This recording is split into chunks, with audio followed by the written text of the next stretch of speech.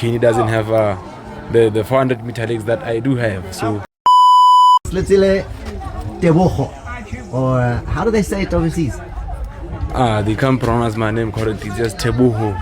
It's H-O at the end for them. How does that, like, do you try and correct them?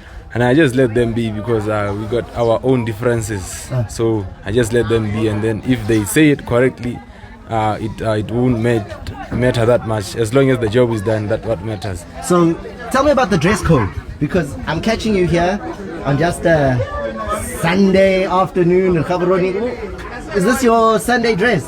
I was just from the farm this morning. I just spent the night over there, so I was just from the farm, and then I had to pull up, meet people like you. What do you do on the farm?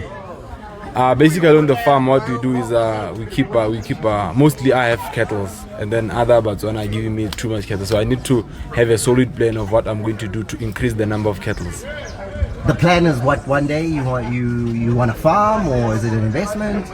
Personally, I'll go with it's an investment for me, because athletics is not a long-term career, so I need to have different opportunities and see what could channel our money into. Okay, so you're talking about athletics. Let's talk about the athletics. Let's talk about that 200. The heats and the semi, you are fire.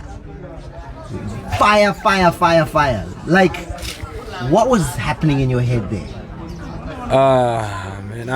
Firstly, on the heats, I was on lane 3, and I had to make sure that I go into the semis with a fresh body. So when I saw that people are not running those fast times again, I knew there was a chance for the medal. So for me, on the semis when I was with Noah, it gave me, it boosted my confidence because we all know what Noah is capable of doing. So it was a confidence booster going into the final. So on the final, when I saw it was only me and Kenny, because normally before we are out of the band, I always see him on my left. So when I saw it was just me and Kenny, I knew Kenny doesn't have the 400 meter legs that I do have. So that was how we made it. In the race, as you're coming off that bend, do you know I've won? At what point do you know the medal is mine? I'm the gold medalist here.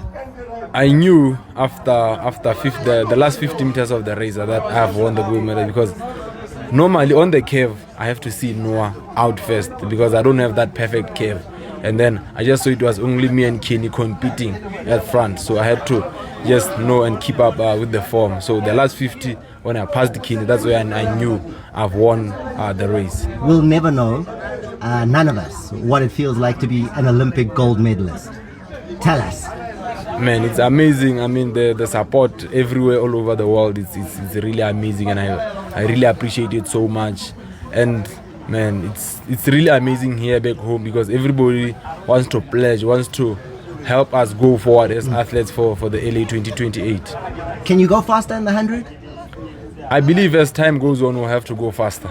In the 100 though? Yeah. Is that even a focus? Are you interested in the 100, or the 200 is your specialist? I mean, the 100 is too tactical, so we're mostly focused on the 200 because it doesn't need too much tactics. So the 200 you just have to run your race, and then the 100 you have to make sure you got a perfect start, perfect execution, dry face, and then you hold the form. Your top end, you have to be top notch and time it perfectly. We also, you showing your mom and the sneaker and how much losing her meant to you.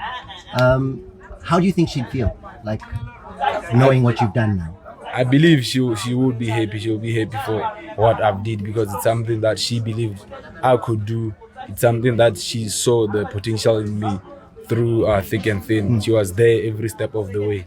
She didn't lose me along the way, but when I found out that she passed away, I thought it was the end of the world for me. You were not home? You were not home? I wasn't home. I was in LA for the Grand Prix, because the weekend I had the Eugene Diamond League. So when I heard the news, we changed the place of everything, and then I had to come home and see what I could do. And you turned that into motivation?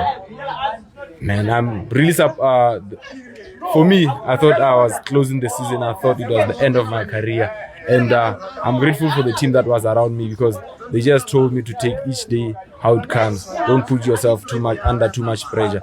So step by step, I started to see the lights. Step by step, I started to want to run again. And then finally, when we got on tune, I got it right.